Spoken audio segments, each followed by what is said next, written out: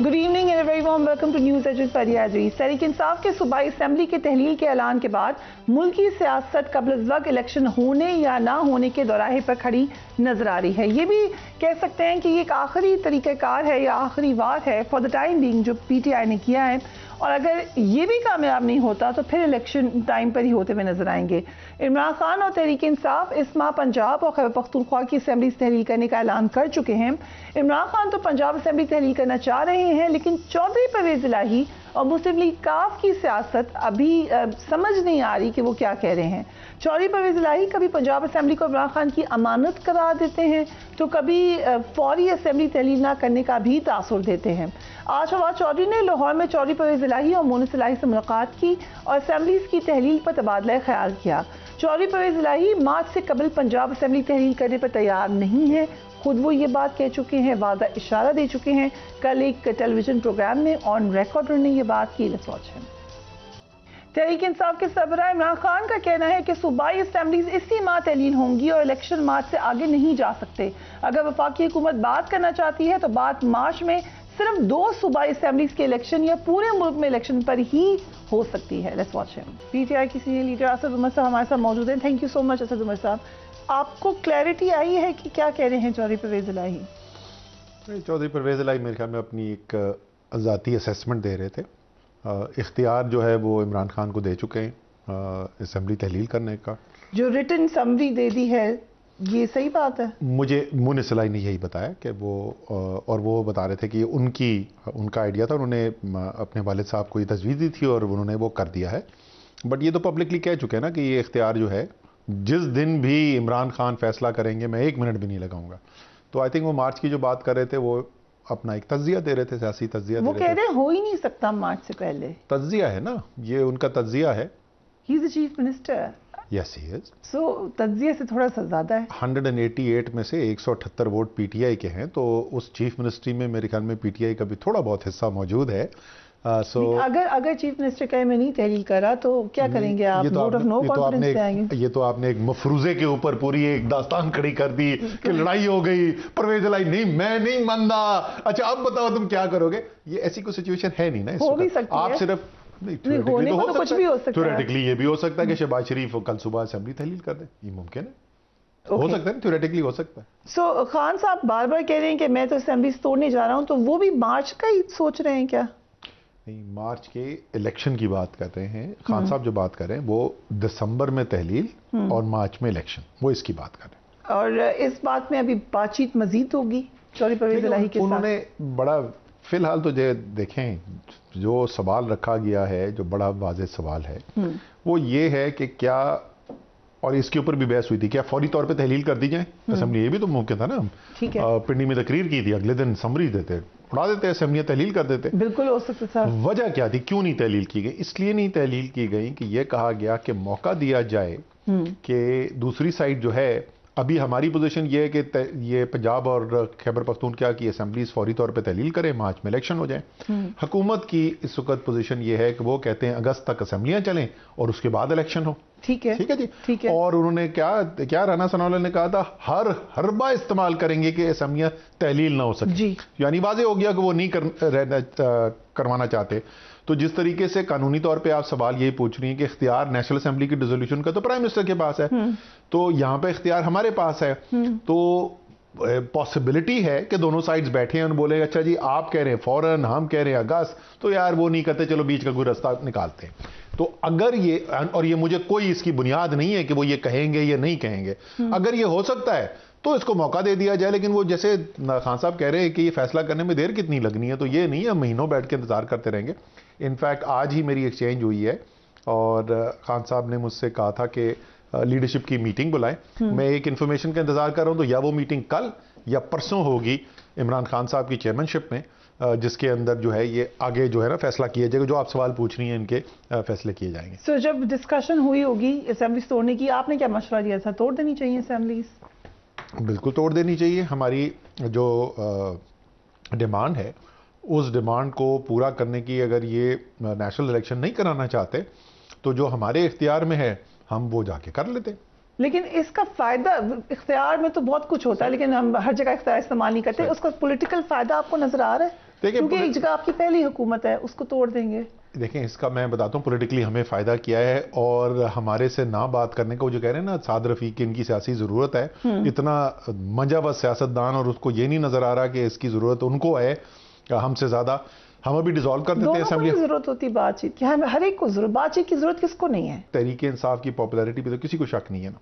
हम जाके पंजाब और केपी की हुकूमतें, जो 70% पाकिस्तान है, उसके अंदर अगले 5 साल के लिए अपनी पोजीशन लॉक इन कर लेंगे फौरी तौर पे इलेक्शन के ऊपर, प्रोवाइडेड यू विन। मतलब कोई शक है आपको भी? ये तो अब इलेक्शन, अभी जो इलेक्शंस होते रहे उसमें 75% से ज्यादा सीटें पीटीआई जीती रही है। ठीक है, सवाल इस वक्त ये तो है ही नहीं कि पीटीआई जीतेगी कि नहीं जीतेगी, सवाल ये 2/3 होगा, 3/4 होगा, ये सवाल आते हैं।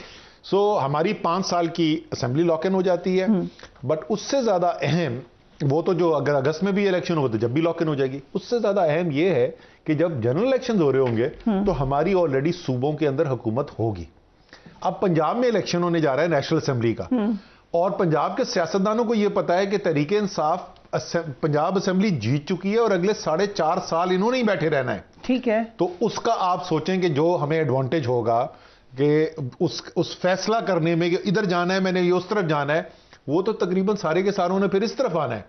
तो हमें तो बहुत बड़ा इसका एडवांटेज है कि अगर हम पहले इलेक्शन करवा लें। सो ठीक है, दिस मेक सेंस। एक मॉरल विक्ट्री भी होगी अगर आप लोग जीत जाते हैं पंजाब। सारे पंजाब से बहुत ज्यादा डिफाइन होता है कौन नेक्स्ट हुकूमत बनाएगा। लेकिन जो चौधरी परवेज इलाही साहब से मीटिंग हुई, उसमें हमने ये सुना कि चौधरी साहब ये चाहते थे कि उनको अश्योरेंस दी जाए कि नेक्स्ट इलेक्शन में कितनी सीट्स पे एडजस्टमेंट होगी।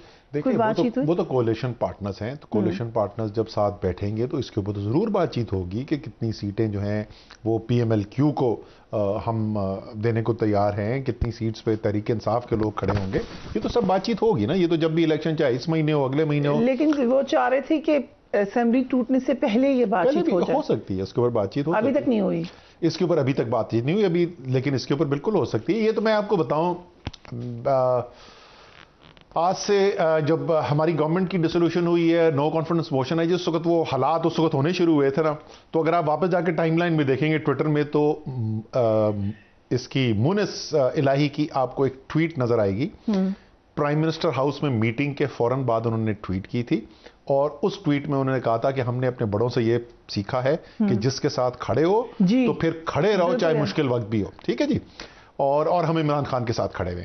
वो उस मीटिंग में मैं था, प्राइम मिनिस्टर थे और मुनिस थे। देखिए, अब हमें पता चला है कि बड़ों में और भी बहुत सारे लोग शामिल थे जिन्होंने कहा कि आपके साथ खड़े रहें। मुनिस कह रहे हैं कि और लोगों की भी ख्वाहिश थी, जरूर होगी। बाजवा ने कहा जरूर होगी, लेकिन खड़े रहें, तो बड़ों में वो भी शामिल थे। उनको कहा होगा ना, जरूर कहा होगा। मुझे कोई रीजन नहीं है कि मैं मुनिस के वर्ड को डाउट करूं। अगर वो कह रहे हैं उनको कहा होगा तो कहा होगा। लेकिन इस मीटिंग में ना जनरल बाजवा मौजूद थे, ना फौज के रिलेटेड कोई डिस्कशन हो रही थी। बात ये हो रही थी आगे कैसे चलना है, हमने साथ कैसे चलना है, और उसके अंदर ये भी बात हुई थी कि आगे चलने के लिए क्या बुनियादी असूल होंगे जिसकी बुनियाद के ऊपर फैसले किए जाएंगे, जिसमें एक सीट एडजस्टमेंट भी थी। So seat adjustment is a part of that. इसके ऊपर क्या जो निटी-ग्रिटी है वो तो आप डिसाइड कर लेंगे, बट ये बहुत बड़ी स्टेटमेंट थी जो मुनिस इलाही ने दी, उस बैकग्राउंड में दी जिस तक फाइनली खान साहब पहले तो इशारों के नाम में बात करते थे, नाम लेके जनरल बाजवा को क्रिटिसाइज किया, और उसके बाद आके मुनिस इलाही साहब ने ये इंटरव्यू दिया और उन्होंने कहा कि वो समझते हैं इस नैरेटिव को बाय ही नहीं करते कि जनरल बाजवा आप लोगों के खिलाफ थे। ये उनका ओपिनियन है, हम उनसे एग्री नहीं करते। ये उनके अपना ज़ाती ओपिनियन है। उनकी अपनी एक डायरेक्ट रिलेशनशिप थी, बड़े अरसे से उनके साथ रिलेशनशिप थी, तो उनके अपना एक तज्जिया है, उन्होंने अपना तज्जिया वो बयान किया। आपको भी यही लगता है कि जनरल बाजवा नहीं थे आप लोगों के साथ?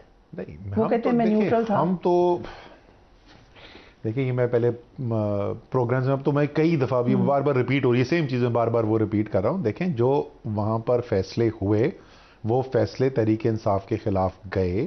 जो पॉलिटिकल पार्टीज फौज के साथ क्लोज समझी जाती जी, आपने कहा वो सब के सब छोड़ के गए हमें। जो MNAs क्लोज समझे जाते थे वो छोड़ के गए। आपने कहा, उन्होंने बताया भी आपको डायरेक्ट MNAs इनफरादी MNAs ने कहा, कुछ जो छोड़ गए उन्होंने कहा, जो कुछ जो छोड़ के नहीं गए उन्होंने कहा। उन्होंने कहा जी हमें कहा गया, जो पॉलिटिकल पार्टीज थी उनमें से कुछ ने हमें कहा बराह रास्त। सो वो सब, ये तो सब रिकॉर्ड के ऊपर आ चुका है ना। लेकिन मुनिस का अपना पर्सपेक्टिव है। सो जनरल बाजवा ने फिर आपको लगता है कि शायद उन्होंने ये सोचा हो कि न्यूट्रल में आधे को उधर कह देता हूँ, आधे को उधर कह देता हूँ, तो फिर न्यूट्रलिटी हो जाएगी। What do you think? देख, ये अगर आप उसका एनालिसिस करें तो ये एनालिसिस हो सकता है इसका कि आपने इमरान खान से पावर जो है वो कंटिन्यू नहीं करनी, आपने फैसला किया कि इमरान खान को नहीं रहना चाहिए सेंटर के अंदर, लेकिन आपके ताल्लुकात कोई मियां नवाज शरीफ से भी तो बहुत अच्छे नहीं थे ना, वहां पे भी तो बहुत सारी हिस्ट्री थी। तो हो सकता है ये भी फैसला हुआ कि सारी पावर ना जाए उनके पास, डिवाइडेड रहे पावर, हो सकता है। ये स्पेकुलेशन है, मैं नॉलेज की बुनियाद पे नहीं कह रहा, ये स्पेकुलेशन है, स्पेकुलेटिव एनालिसिस है। लेकिन बेस्ड ऑन दिस अब ये तो फिर ए पॉलिटिकल वाली बात तो फिर अब किस महीने से शुरू करें? अब वो फरवरी तक तो नहीं लग रही। अब वो हो रहा है, वही सेम सवाल अब मुझसे हर इंटरव्यू में पूछे जाते हैं। सॉरी, मैंने आपका इंटरव्यू नहीं देखा, सब चीजों की ये जवाब दे चुका हूँ, बार बार दे चुका हूँ, मैं ये बोल चुका हूँ, मुझे तो न्यूट्रलिटी नहीं नजर आई। अच्छा, थ्रू आउट किसी भी महीने से नहीं लग रही है आपको? अब आज चौधरी फवाद कह रहे थे कि हम अब चाहते हैं कि हमारे हालात ठीक हो जाएं अदारों के साथ। आई एम श्योर ये सबने मिलकर ही सोचा होगा, लेकिन जिस जगह पर अब आ गए हैं, जहां तक आप लोग अब कॉन्फिडेंस से कह रहे हैं कि एस्टैब्लिशमेंट इन्वॉल्व थी, हुकूमत गिरा दी, खिलाफ थे, जो बातें हुई, उसके बाद आपके ख्याल से एक स्टेटमेंट या एक ख्याल से अब हालात ठीक हो जाएंगे? मुझे नहीं पता कि कौन सी मीटिंग की बात कर रहे हैं फवाद चौधरी, बिकॉज पहले तो मुझे वो मीटिंग बताया ना कि जिस मीटिंग में तहरीक इंसाफ ने ये फैसला किया कि इदारों से ताल्लुकात खराब करने चाहिए। अच्छा, वैसे ही ना खराब करने का कोई फैसला किया था, ना अच्छे करने का। खराब और अच्छे की बात नहीं है। देखिए, इदारे हमारे अपने मुल्क के, हमारे उनसे क्यों ताल्लुकात खराब होने चाहिए? बिल्कुल भी नहीं होने चाहिए खराब। बात है उसूल की। ये उसूलों के ऊपर आपको कुछ किरदार है इदारों का जो होना चाहिए मुल्क के अंदर, बड़ा अहम है। और मैं आपको बताऊं, मैं उससे भी नहीं एग्री करता। ये जो कहते हैं ना, वो फौज को बैरिक्स में वापस भेज देना चाहिए। फौज इस वक्त सबसे ज्यादा मजबूत इदारा है पाकिस्तान का, और उसके पास कैपेबिलिटीज हैं इस वक्त बहुत सारी चीजों से डील करने की, जिनका कोई बराह रास्त जंगो जदल से ताल्लुक नहीं है। मैं हमेशा मिसाल देता हूं, कोविड की तो डायरेक्टली मैंने लीड किया ना, मुझे पता है कि फौज की स्ट्रेंथ से हमें कितना फायदा हुआ वो काम करने के लिए। इससे अलावा और बहुत सारी मिसालें हैं जहां पे फौज हमें, तो फौज जो है हुकूमत का हिस्सा है, वो पाकिस्तान के आइन के अंदर एक आइनी इदारा है, वो कोई गैर चीज नहीं है। उसकी ताकत को जरूर इस्तेमाल करना चाहिए, भरपूर तरीके से करना चाहिए। उसकी जो बुनियादी मैंडेट है, जो पाकिस्तान का सरहदी दिफा करना है, उसको और मजबूत करने की जरूरत है। उसकी प्रोफेशनलिज्म के ऊपर कोई कॉम्प्रोमाइज नहीं आनी चाहिए, उसकी मेरिट में इंटरफेरेंस नहीं होनी चाहिए, लेकिन उनका सियासत में मुदाखलत नहीं होनी चाहिए। ना ये मुल्क के लिए अच्छा है, ना ये फौज के लिए अच्छा है। और आप इसका अगर आपको सबूत चाहिए ना कि नहीं अच्छा, आप किसी रिटायर्ड फौजी से बात करके देख लें। उन्होंने तो 35-35, 40-40 साल गुजारे हुए ना, वो तो इलेक्शन नहीं लड़ रहे। ये मैंने सबसे पहले ये मेरे दिमाग में कहां से ये चीजें डली थी कि फौज को जो है सियासत में इन्वॉल्व नहीं होना चाहिए। अपने घर में अपने वालिद साहब से, जो one of the senior most general Pakistan army के रह चुके हैं, उनसे हम हमेशा यही सुनते थे। मुझे याद है वो बता रहे थे, ज़िया-उल-हक का टेक ओवर हुआ था, तो ज़िया-उल-हक के टेक ओवर के बाद उन्होंने कुछ सीनियर ऑफिसर्स को बुलाया हुआ था, और वो उनसे मशवरा ले रहे थे कि जी मुझे एडवाइस करेंगे क्या करना चाहिए। तो उस मीटिंग से वापस आए तो घर वालों ने पूछा जी कि क्या बोला आपने ज़िया-उल-हक को? उन्होंने कहा कि मैंने बोला कि ये तुम किधर फंस गए हो, इससे निकलो बाहर, ये तुम्हारा काम ही नहीं है। So this is a belief. वो और तकरीबन जैसे मैं कह रहा हूं, तमाम सीनियर आप फौजी अफसरों से बात कर लेना, वो सब यही कहेंगे। तो वो उस तजर्बे के बाद अपनी फौज की एफिलिएशन के बाद इस नतीजे पर पहुंचे हैं कि फौज के लिए भी अच्छा नहीं है कि सियासत के अंदर फौज की मुदाखलत हो, और मुल्क के लिए भी अच्छा नहीं है। सो ये बात करना का मतलब ये नहीं है कि अब आप चाहते हैं कि इदारों के साथ आपके ताल्लुकात खराब हो। ठीक है। सो मोनसलाई ने यह भी कहा कि इमरान खान पर जो हमले की FIR थी, उसके हवाले से उन्होंने PTI को ये एडवाइस किया कि आप एक अपना SHO दें, अपनी मर्जी का SHO दें, उनसे अपनी मर्जी की FIR कटवाएं। तो फिर क्यों नहीं उसको फॉलो किया? क्या फॉलो? वो कहते हैं उसके ऊपर किसी में हिम्मत ही नहीं थी FIR काटने, ऐसी बात नहीं, किसी के पास हिम्मत नहीं थी FIR काटने की। सो कोई ऐसा नहीं है जो FIR कटवा सके। वैसे ओवरऑल इस मामले को छोड़ दें, ये पुलिस में रिफॉर्म आपको लगता है कि ये कमी रह गई, आप लोग कर लेते तो अच्छा था? बिल्कुल 100%। जो KP के अंदर पुलिस रिफॉर्म के अंदर हमने अचीव किया था, वो पंजाब के अंदर नहीं कर सके। और दूसरी बारी जो इंशाल्लाह ताला वो तो आनी है इमरान खान की, जो मर्जी कुछ भी कर ले, इमरान खान को रोक नहीं सकते। अगला सिर्फ ये फैसला करना है कि 2023 के किस महीने में वजीर आजम बनेंगे, लेकिन 2023 में वजीर आजम तो इमरान खान ने बनना है। तो वो जब भी बनेंगे, जो भी महीना हो, उसमें जो अव्वलीन इस्लाहात की जो चीज़ें होनी चाहिए, उसके अंदर जुडिशल रिफॉर्म्स तो नंबर 1 होना चाहिए। और पुलिस रिफॉर्म्स बिल्कुल प्रायोरिटी तरजीहात में से होना चाहिए। सो कौन होंगे चीफ मिनिस्टर ये पुलिस रिफॉर्म करने के लिए? होगा अच्छा सा जो उस्मान बुज़दार तो नहीं होंगे, क्योंकि हो सकता है उस्मान बुज़दार चौधरी परवेज लाई ने कहा है कि डिजास्टर थे 4 साल में। चौधरी परवेज लाई का फैसला नहीं होगा ना, ये उनकी जाती राय है। फैसला चौधरी साहब ने नहीं करना, फैसला इमरान खान ने करना। चौधरी साहब तो नहीं हो रहे, राइट? चौधरी परवेज लाई तो नहीं हो सकते। जनता कौन होगा देखी जाएगी, सब हो सकते हैं। हम एक ब्रेक लेते हैं, we will be right back.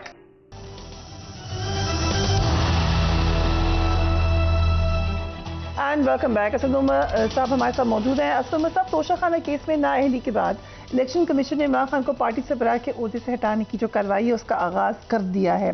उनके खिलाफ 13 दिसंबर को जो केस है वो समाअत के लिए मुकर्रर किया गया है। सो क्या हो सकता है आगे? मतलब ये हालत है इलेक्शन कमीशन की, उन्होंने हमें नोटिस उठा के भेज दिया कि 13 तारीख को आ जाएं, हियरिंग है और इमरान खान साहब की उनके रिमूवल फ्रॉम चेयरमैन पीटीआई। सो आज मैं गया था उनके पास मीटिंग करने के लिए, सेक्रेटरी इलेक्शन कमीशन और उनके जो अमला है उनके साथ हमारी मीटिंग हुई। तो उनको मैंने कहा कि जी ये तो हमें पता है कि आपकी ये दिली ख्वाहिश है, शदीद दिली ख्वाहिश है कि इमरान खान जो है चेयरमैन पीटीआई ना रहे, लेकिन जरा ये तो बता दें कि किस कानून किस वजह से आप ये हमें बोल रहे हैं। कोई उस नोटिस को आप उठा के देंगे, उस नोटिस में कुछ भी नहीं लिखा हुआ कि क्या वजह है, क्यों कर रहे हैं, कोई भी होता है। आज ही मुझे सुप्रीम कोर्ट का ऑर्डर मिला है, उसमें उन्होंने लिखा कि जी असद उमर आपने सुप्रीम कोर्ट के बारे में बहुत गलत गलत बातें की हैं, हाँ। तो अब आप आ जाएं, फलाने कानून के तहत ये और ये आपने बात की, इस कानून के तहत ये अटैच्ड ट्रांसक्रिप्ट, ये होता है ऑर्डर। अब आप आए और जवाब दें। वो कह रहे हैं removal of from the chairman, किस वजह से, किस बुनियाद पर, कुछ नहीं पता। सो इट्स नॉट इम्पोर्टेंट, क्योंकि पावर उनके पास है। पावर उनके पास बिल्कुल भी नहीं है, बिल्कुल भी नहीं है। वो बार बार अपनी वो पावर एक्सरसाइज करने की कोशिश करते हैं। कंटेम्प्ट केस किया हुआ है इमरान खान के ऊपर, फवाद चौधरी मेरे ऊपर किया हुआ है। ब्लैक एंड व्हाइट कॉन्स्टिट्यूशन में लिखा हुआ है कि कोर्ट के अलावा कोई कर ही नहीं सकता, इलेक्शन कमीशन कोर्ट नहीं है। हम तो बता रहे ना आपको, कोई 8 फैसले आए थे इलेक्शन कमीशन के, ऊपर नीचे सारे कोर्ट्स में जाके उड़ गए, लेकिन उसके बावजूद वो मुसलसल वो फैसले करते रहे। ये जो फॉरेन फंडिंग वाला जो केस था उसमें जो उन्होंने तमाशा किया, वो चीजें जाके उन्होंने लिख दी हैं जो उनका इख्तियार ही नहीं है। तो आपको लग रहा है कि हो ही नहीं सकते खान साहब ना है? सवाल ही पैदा नहीं होता, कोई बुनियादी कोई नहीं है। लेकिन ख्वाहिश जरूर है, ज़राई साहब ने भी इंटरव्यू में कहा कि शायद नाअहल हो जाए। और आपको भी पता होगा हुकूमत के अक्सर अरकान ये कहते फिर हैं कि हम 1 साल इसलिए चाहते हैं क्योंकि तब तक खान साहब माइनस हो जाएंगे। कर ले, मतलब आप जरा से ये जरा सुने जी, जो पाकिस्तान के अवाम सुन रहे हैं, जरा सुने कहा क्या जा रहा है। मुल्क तबाही की तरफ जा रहा है। मिफ्ता इस्माइल कह रहा है कि इसहाक डार ने पाकिस्तान को दिवालिया कर दिया। इसहाक डार कह रहा है मिफ्ता इस्माइल ने पाकिस्तान को दिवालिया कर दिया। सब मान रहे हैं कि मुल्क तबाही हो गई है। इलेक्शन क्यों नहीं होने चाहिए यहां से निकालने के लिए? क्योंकि हम चाहते हैं कि कोई गैर कानूनी हथकंडा इस्तेमाल करके इमरान खान को हम सियासत से निकाल दें और उसके बाद हम इलेक्शन में जाएं। खुदा की कसम, ये लोग ना शर्म ना हया, ब्रेजन होने जब की। नवाज शरीफ माइनस हुए थे तो उस वक्त तो इतनी आउटरीच नहीं था। वो तो माइनस हमने ये कहा था कि नवाज शरीफ को इसलिए निकाल देना चाहिए क्योंकि हम उसके खिलाफ इलेक्शन हार जाएंगे। आप मुझे बता दें, ऑफ एयर मुझे शर्मिंदा कर दें सारे पाकिस्तान के सामने कि असद आप भी तो यही कहते थे, ऑफ एयर आप कहते थे। आपने तो नहीं कहा, लेकिन बहुत सारे लोगों की ख्वाहिश थी और फिर हो गया। तो अभी भी कुछ ख्वाहिश है तो हो सकता है पाकिस्तान में, ये तो हो सकता है। दो बिल्कुल मुख्तलिफ चीजों की बात हो रही है। एक ये कि हम समझते थे नवाज शरीफ ने कानून तोड़ा है इसलिए नवाज शरीफ को नाअहल होना चाहिए, ठीक है जी। अब वो समझते हैं कि इमरान खान ने कानून तोड़ा है नाअहल होने के लिए, ठीक है जी। हमारे ख्याल में हम दुरुस्त हैं, हम दुरुस्त साबित हुए, वो गलत है और गलत साबित हो रहे हैं। मुस्तकिल कोर्ट के फैसले उनके खिलाफ आ रहे हैं। मैं इसकी बात नहीं कर रहा, ठीक। मैं ये कह रहा हूं कि हां मुल्क तबाही की तरफ जा रहा है, हां पाकिस्तान दिवालिया हो रहा है, लेकिन इलेक्शन इसलिए नहीं कराओ क्योंकि अगर इमरान खान नाअहल नहीं हुआ तो हम मुकाबला नहीं कर सकते। ये हमने कब कहा था? ये हमने कब कहा था कि हम नवाज शरीफ से मुकाबला नहीं कर सकते? तो अभी भी रेडी हैं आप मुकाबला करने के लिए क्योंकि वो आ सकते हैं वापस। नवाज शरीफ के नाअहल होने से पहले ऑन एयर शाहजेब खानजादा के प्रोग्राम पे असद उमर ने दस्तखत करके दिए थे 2018 में वजीर आजम इमरान खान होगा। हम तो कॉन्फिडेंट थे। हमारे अगला इलेक्शन जीतने का इससे कोई ताल्लुक नहीं था कि नवाज शरीफ नाअहल होता या नहीं होता। राइट। सो लेकिन अभी वापस आ जाएंगे तो उससे भी कोई फर्क नहीं पड़ता। आ रहे हैं वापस, अल्लाह जानता है। इस मुल्क में सब कुछ हो जाता है तो सारे कानून मानून ऊपर नीचे हो जाते हैं ताकतवर के लिए। मैं वहां पे फैसलाबाद के पास जो है खुडड़ियां वाला एक जगह है, वहां पर एक जलसा कर रहा था और एक बुजुर्ग जो है वो बैनर लेके खड़े थे। उसने समअप कर दिया पाकिस्तान को। उसने कहा इस अमीर के लिए कोई कानून नहीं है और गरीब के लिए कोई इंसाफ नहीं है। तो यहां तो ताकतवर के लिए कानूनी कुछ नहीं, कुछ भी हो सकता है। लेकिन ये मैं पहले भी बोल चुका हूं, दोबारा दोहरा देता हूं, अगर नवाज शरीफ और मुस्लिम लीग नून अपना भरम रखना चाहते हैं ना, तो नवाज शरीफ को वापस नहीं लाएंगे, इलेक्शन कैंपेन में इमरान खान के सामने नहीं उतारेंगे। क्योंकि अगर उन्होंने लाके खड़ा भी कर दिया, इमरान खान ने उड़ा के रख देना है अगले इलेक्शन के अंदर नवाज शरीफ को। तो ना आए तो बेहतर है, उनकी थोड़ी साख ही रह जाए, वो कह सकेंगे कम से कम अगर मियां साहब होते तो। ओके, चलिए मशरा पहुंच गया है। कल जो चौधरी परवेज इलाही का इंटरव्यू था उसमें उन्होंने एक सेहत के हवाले से भी खान साहब की बात की कि उनकी सेहत भी ठीक हो जाएगी जरा अगर मार्च के बाद हम इलेक्शंस का सोचें। क्या कैसी है सेहत अभी खान साहब? उनकी जो ऊपर जो लगी थी, थाई में जो लगी थी बुलेट्स, जो मसल के अंदर वुंड थे, वो तो पहले से बहुत बेहतर हो गए। लेकिन हड्डी के अंदर जो टिबिया के अंदर चिप हुई थी उनकी बोन, उसमें बहुत ज़्यादा तकलीफ है। इनफैक्ट अब ज़्यादा है, सोने में बहुत प्रॉब्लम हो रहा है उसकी वजह से।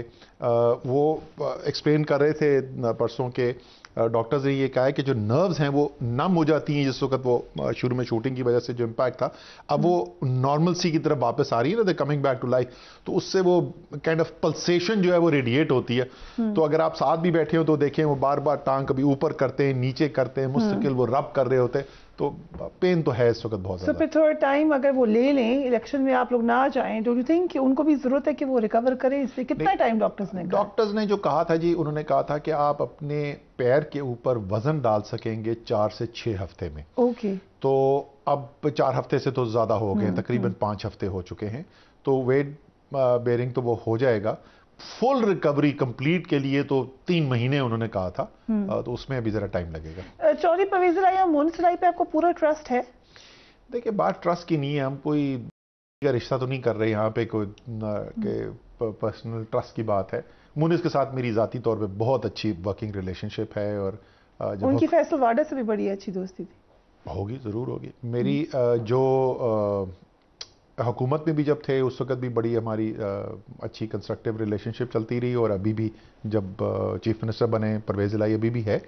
लेकिन वो एक जाती चीज का तो सवाल नहीं है, सवाल तो है पॉलिटिकल आपकी पार्टी को क्या सूट करता है। इस वक्त दोनों पार्टीज, मुस्लिम लीग काफ और तहरीक इंसाफ के इंटरेस्ट में था कि हम साथ रहें, ठीक, और साथ मिलके ही हम पंजाब की हुकूमत बना सकते थे, जो हमने बनाई। अगर आगे पॉलिटिकल इंटरेस्ट जो हैं वो हमारे साथ चलते रहेंगे तो हम साथ चलते रहेंगे। अगर हमारे उनके पॉलिटिकल इंटरेस्ट में हो कि पीटीआई के साथ ना चलना बेहतर है, तो क्या वो फिर भी चलते रहेंगे? मैं इसकी कोई वो नहीं प्रेडिक्शन कर सकता। जाहिर है अपनी अपनी पार्टी अपने जो पॉलिटिकल इंटरेस्ट है उसको देखकर फैसले करती है। सो अगर इलेक्शन नहीं होते, अब तो काफी टाइम निकल गया, थोड़ा सा ही टाइम है, लेट्स से कि टाइम पर ही हो जाते हैं इलेक्शंस, तो ये आपकी डिफीट होगी? आप लोगों ने खुद ही इतना नैरेटिव बना दिया कि हम पहले इलेक्शन कराएंगे, आपके ख्याल से इस पर थोड़ा सा पीछे नहीं हटना चाहिए? नहीं, बिल्कुल भी नहीं हटना चाहिए। ये बताएं कि तकरीबन अब 8 माह हो गए शहबाज शरीफ को वजीर आजम बने हुए, और तहरीक इंसाफ ने जिस नैरेटिव के ऊपर सियासत की है पिछले 8 माह में, उसका एंड रिजल्ट अगर आप टेंजिबल रिजल्ट चाहते हैं तो वो टेंजिबल रिजल्ट जो है वो एक फ्रेश इलेक्शन था जी, नहीं मिला ना। तहरीक इंसाफ की मकबूलियत 2 गुना बढ़ गई कि नहीं बढ़ गई? इमरान खान इस वक्त पाकिस्तान की तारीख के सबसे ज्यादा पॉपुलर लीडर हुए हुए हैं। ठीक है। सो लोग ये देख रहे हैं कि क्या आप सही उसूल पे खड़े हुए हैं, उस उसूल के लिए आप खतरा मोल लेने को तैयार है, आप कुर्बानी देने को तैयार है। अगर इन सब चीजों का जवाब हाँ में है ना, तो पब्लिक कह रही है कि हम आपके साथ खड़े होंगे, चाहे आपको फौरी तौर पे कामयाबी हासिल होती है ये नहीं होती। राइट। इकोनॉमिक सूरत हाल पे मुख्तलिफ जो एक्सपर्ट्स हैं वो आकर डरा रहे हैं, वार्निंग्स दे रहे हैं, आपकी असेसमेंट क्या है एज एन इकोनॉमिक एक्सपर्ट? देखिए, मेरी जो राय है वो ये है कि 1971 के बाद से कभी भी पाकिस्तान के लिए इतना खतरा नहीं पैदा हुआ जितना इस वक्त है। क्योंकि एक तरफ पाकिस्तान की तारीख के बदतरीन माशी बहरानों में से एक है, साथ उसके पाकिस्तान के बदतरीन सियासी इंतशार में से एक है, और अब तो माशरती मसाइल भी सामने नजर आने शुरू हो गए। तो खतरा तो बेतहाशा है इस वक्त। अगर आप वो लोग जो कारोबार कर रहे हैं, जो मईशत के अंदर शामिल हैं, अगर आप उनसे बात करेंगे तो ये सारी बात जो हो रही है ना, दिवालिया हो जाएगा पाकिस्तान। पाकिस्तान तो रोजाना की बुनियाद पे उस दिवालिया होने की कैफियत को जाहिर कर रहा है। फार्मास्यूटिकल कंपनी, आज मैंने ट्वीट की है, अखबार आप खोल के देख लें, जो दवाई बनाने वाली कंपनी है, अद्वियात की कंपनीज हैं, उन्होंने वार्निंग दी है कि ज़रूरी दवाइयाँ जो हैं वो ख़त्म हो जाएंगी, क्योंकि उनको बनाने के लिए जो खाम माल मंगाना होता है उसकी एलसी नहीं खोल सक रहे, स्टेट बैंक से इजाज़त नहीं मिल रही है। हमारी पेट्रोलियम मसनूआत की सेल जो है वो 20% गिर गई हैं, हमारी सीमेंट की सेल जो है वो 17% गिर चुकी हैं। आप जिस तरफ देखें टेक्सटाइल इंडस्ट्री बैठ गई है बिल्कुल, एक्सपोर्ट्स 4 महीने से गिर रही हैं, तरसीलात ज़र 4 महीने से गिर रहे, डॉलर की जो मसनूई तौर पर हुकूमत का जो इंटरबैंक रेट है उसमें और जो मार्केट के ओपन रेट के अंदर इतना बड़ा फर्क हो गया जो कभी पहले नहीं हुआ था। तो जिस तरफ से भी आप देखें तो आपको तबाही नजर आती है। लेकिन एक बड़ी खतरनाक चीज मैंने देखी है, वो उसी की बुनियाद के ऊपर एक ये बयानिया बनाने की कोशिश की जा रही है कि इसलिए इमरजेंसी लगानी देनी चाहिए, फाइनेंशियल इमरजेंसी लगानी देनी चाहिए। इससे बड़ा जुल्म पाकिस्तान के साथ हो नहीं सकता। ये सारा जो माशी बहरान आपका खड़ा हुआ है, ये खड़ा हुआ है सियासी इंतशार की बुनियाद के ऊपर। ठीक, जब तक आप वो सियासी बहरान खत्म नहीं कराते, कोई मईशत का एक्सपर्ट इस मईशत को ठीक नहीं कर सकता। कौन ठीक था, मिफ्ता इस्माइल और इसहाक डार में से? And I know it's a tough choice, आप किसके साथ जाएंगे? देखिए, जो ओवरऑल जो तबाही आई वो तो मिफ्ता इस्माइल के वक्त में शुरू हो गई थी और वो इसहाक डार के वक्त में जारी रही। लेकिन जैसे मैंने कहा कि इसकी जो जड़ है ना, इस माशी तबाही की अगर आप जड़ देखें तो वो मईशत के फैसले नहीं थे जो मिफ्ता इस्माइल कर रहा था, वो सियासी फैसले थे जिसकी वजह से वो सियासी बहरान पैदा हुआ, जिसकी वजह से ये मईशत में तबाही आ रही थी। इसलिए मेरे ख्याल में अगर आप सिर्फ मईशत की पॉलिसी कंपेयर करें, मिफ्ता इस्माइल मुकाबला इसहाक डार, और मेरे पास पाकिस्तान में 2 ही लोग रह जाएं, तो मेरे ख्याल में मेरा वोट मिफ्ता इस्माइल के लिए होगा रादर देन इसहाक डार। सो जनरल बाजवा से बात हुई आपकी दोबारा कभी? मेरी जनरल बाजवा से 1, 2, 3 दफा बात हुई है गवर्नमेंट बदलने के बाद। Not after retirement? रिटायरमेंट के बाद नहीं। और जो नए चीफ हैं उनसे कोई राब्ते, कोई एस्टेब्लिशमेंट से कोई पीटीआई सोच रही है बैकडोर बात करने के लिए? नहीं जी, मेरा कोई राब्ता नहीं है।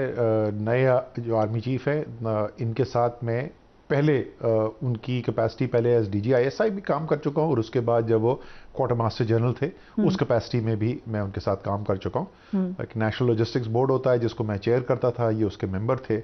तो फरवरी में आखिरी दफ़ा इनसे मुलाकात हुई थी, लेकिन अभी कोई रब्ता नहीं है। जब इकोनॉमिक्स होते हैं, अभी आपने वार्न किया, पिछली दफ़ा भी हुआ था और परवेज लाई साहब ने भी कहा कि ये वक्त है तैयारी का। क्या तैयारी है पीटीआई की? आपको लगता है मुल्क संभाल सकते हैं इस वक्त, या फिर पहले की तरह ना कहें कि पहले वालों ने बहुत बिगाड़ कर दिया?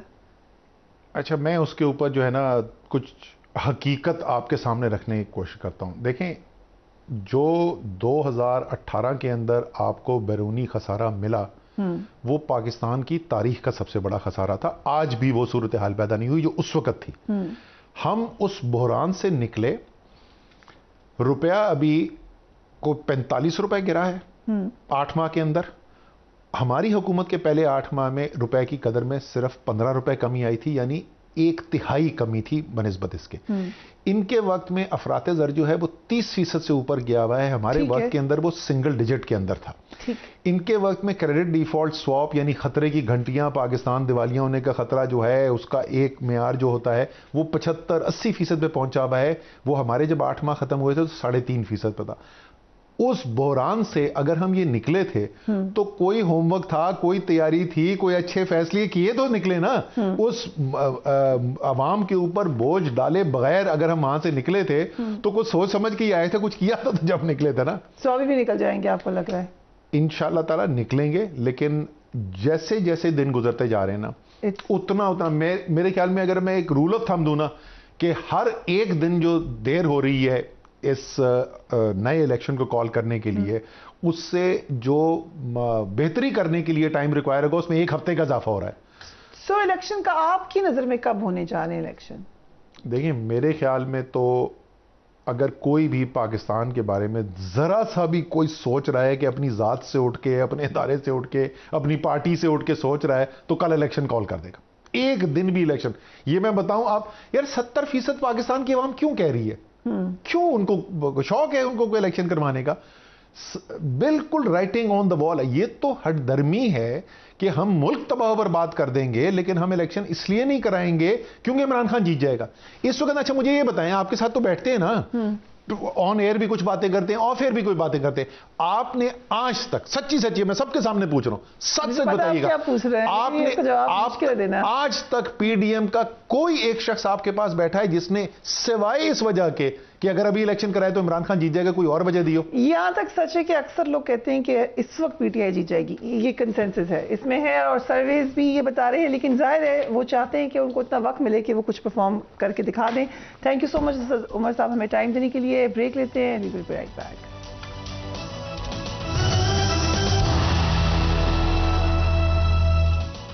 And welcome back. Qamar Kaira हमें ज्वाइन करें। Thank you so much Kaya साहब for being on the program. Khan साहब तो फौरी असेंबली तहलील का कह रहे हैं, लेकिन वजीर आला पंजाब चौधरी परवेज इलाही मार्च में असेंबली तहलील करने की बात कर रहे हैं। हुकूमत का मौकफ क्या है? आप वेट एंड सी की पॉलिसी पर है या आप भी कुछ कोशिशें कर रहे हैं? प्रिया, हुकूमत का काम बुनियादी तौर पे यही है, फेडरल गवर्नमेंट या हमारे जो इत्तेहादी हुकूमत है, हम तो इस असेंबली को टूटने नहीं देने की कोशिश कर रहे हैं कि इसके ऊपर जो हमला होने वाला है किसी तरह टल जाए।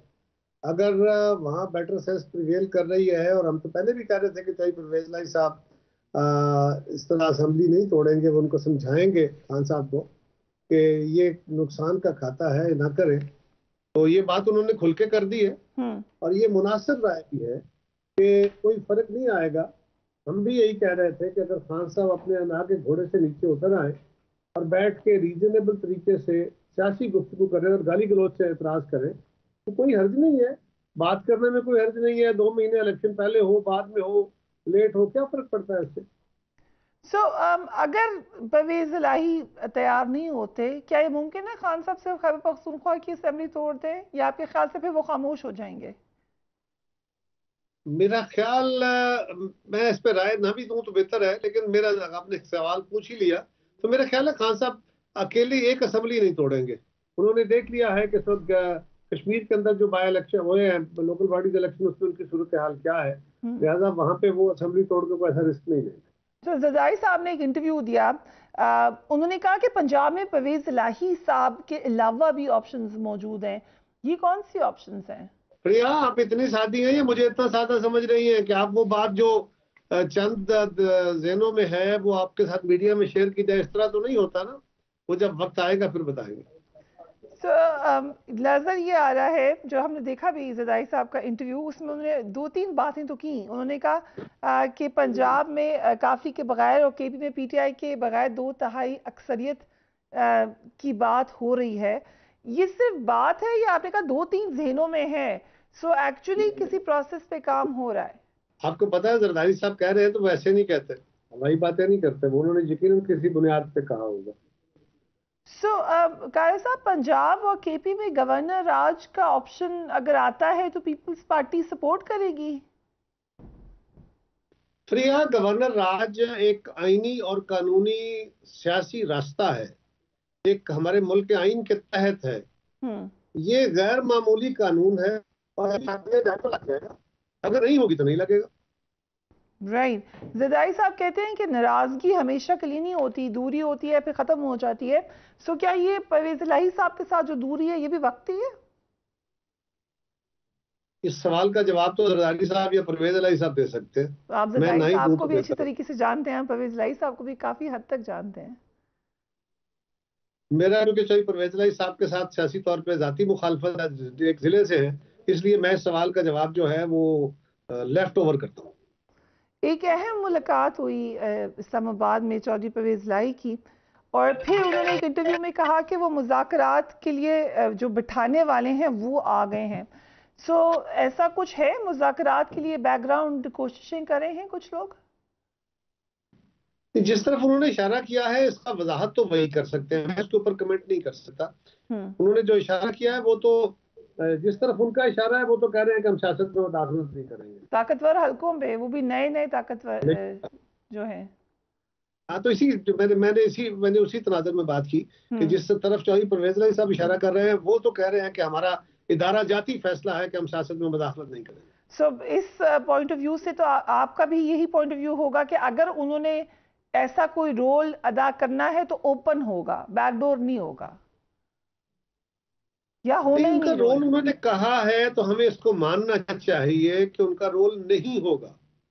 सियासी अमल में सियासी जमातें, सियासी लीडरशिप बैठ के अपने रास्ते निकाले, और हम बैठने को तैयार हैं। हम ओपन आर्म्स के साथ बैठे हैं, बावजूद 4 साल गालियां खाने के। हम आज भी कह रहे हैं कि खान साहब आज भी अगर बात करना चाहें, शर्तें खत्म करें। कायर साहब, इकोनॉमी की सूरत हाल अब सबके सामने है, परेशान कौन है ये भी अब वाज़ेह नजर आ रहा है कि सियासी इस्तेकाम के बगैर इकोनॉमिक इस्तेकाम आना बड़ा मुश्किल है।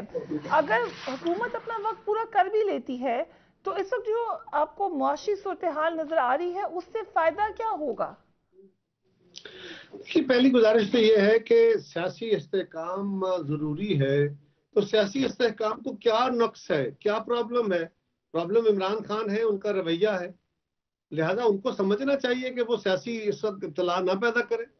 इस वक्त अगर आपका सोच दुरुस्त है, आपका ऑब्जर्वेशन दुरुस्त है, तो फिर उनको चाहिए। हम तो सियासी इत्तला नहीं कर रहे। अब ये थोड़ा है अनोखे लाडले वाला कि उन्होंने एक मुतालबा कर दिया और सारा मुल्क उनको खिलाने चल पड़ा है कि चलें जी इलेक्शन की तरफ चले जाते हैं। ये एक ह्यूज एक्सपेंडिचर है। यहाँ के केयर टेकर गवर्नमेंट आएगी, केयर टेकर गवर्नमेंट आके क्या इस वक्त जो मुश्किल फैसले हैं वो 3-4 महीने के लिए वो फैसले कर पाएगी? क्या उससे पाकिस्तान के अंदर स्टेबिलिटी आएगी? पाकिस्तान को इस वक्त डे टू डे बेसिस पे बड़े अहम फैसलों की जरूरत है। वो गवर्नमेंट ये अहल होगी इसकी? तीसरी गुजारिश ये है कि अगर इलेक्शन के बाद देखे ना, खान साहब को जो गुमान था और खान साहब के कुछ मोहब्बत करने वाले मीडिया को जो गुमान था कि जी जो बाय इलेक्शन हुए उसमें खान साहब की जीत हुई, उसके बहुत सारी वजूहात थे। एक तो वजह सबसे बड़ी ये थी कि खान साहब सारे हलकों में खुद थे, लीडर था और उसके मुकाबले में एक कैंडिडेट था। लीडर अपने पूरी पार्टी के साथ, पूरे जोर के साथ, पूरे वसाइल के साथ और पूरे मुल्क से अपनी तंजीम को बुला के हर यूनियन कौंसिल में एक बंदा बिठा के मॉनिटर कर रहा था। उसके बावजूद वो कहीं 2000, कहीं 5000, कहीं 4000 से इलेक्शन जीते हैं। लेकिन जहां पे कैंडिडेट वर्सेस कैंडिडेट मुकाबला था वो 20-22 हजार से आ रहे हैं। वो कराची में भी आ रहे हैं, मुल्तान में भी आ रहे हैं। अब रिसेंटली अगर यही टच स्टोन था तो फिर रिसेंटली जो इलेक्शन हुआ है लोकल बॉडीज का 2 फेजेस में आजाद कश्मीर के अंदर, उसमें पीटीआई की हालत देख लीजिए। जो लैंडस्लाइड विक्ट्री यहाँ पे है, वहां पे उनकी हुकूमत है, वजीर आजम है, सदर है, वज़रा है, वसाइल है। लोकल पार्टीज इलेक्शन में तो गलियां नालियां खंबे ये बड़े मैटर करते, बेशुमार काम कराए गए। वजीर आजम साहब खुद अपनी कैंपेन करते रहे हेलीकॉप्टरों पे।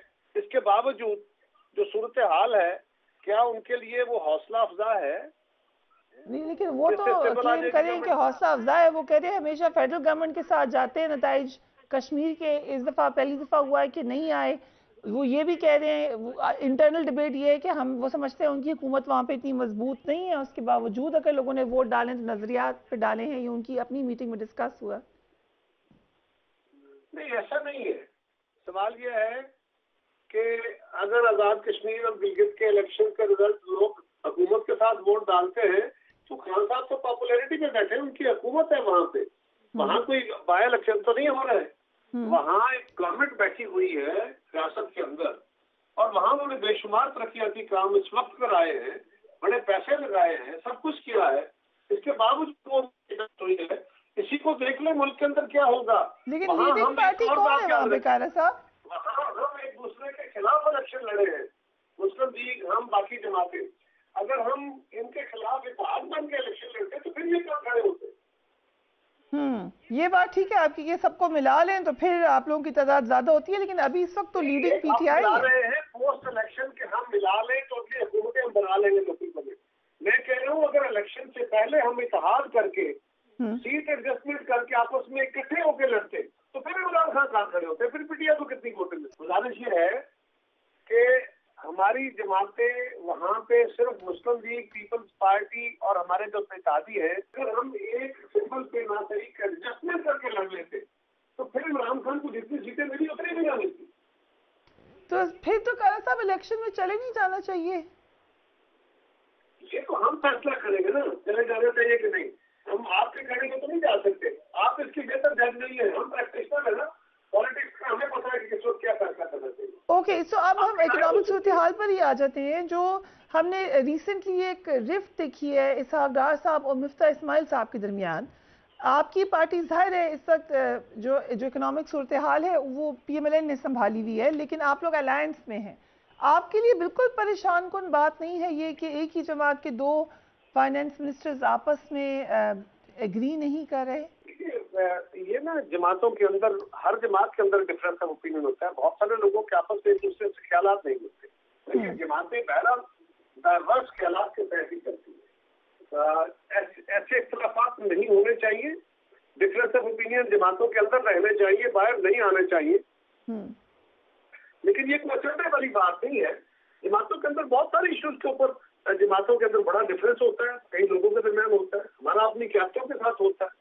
तो आपको कौन लगता है कि बेहतर कौन कह रहा है, इसहाक डार साहब ठीक कह रहे हैं या मिफ्ता इस्माइल साहब ने अपनी बातें कर रहा है, लेकिन ये कोई अचंभे की बात नहीं है। हाँ, ये जो डिफरेंस है ये मीडिया के अंदर आके डिबेट नहीं होना चाहिए, इसके ऊपर मैं निदान करूँ। राइट, सो बड़ा क्लियरली कामरान कायर साहब, thank you so much for joining us. Clearly कायर साहब ने कह दिया कि इलेक्शन कब होंगे इसका डिसीजन तो गवर्नमेंट नहीं लेना है, और कोई दूर दूर तक इरादा नहीं है गवर्नमेंट का कि वो इलेक्शंस की तरफ जाए, क्योंकि सिर्फ इसलिए कि खान साहब की ये फरमाइश है तो इलेक्शंस का क्यों सोचा जाए। Do take care of yourself. Allah Hafiz.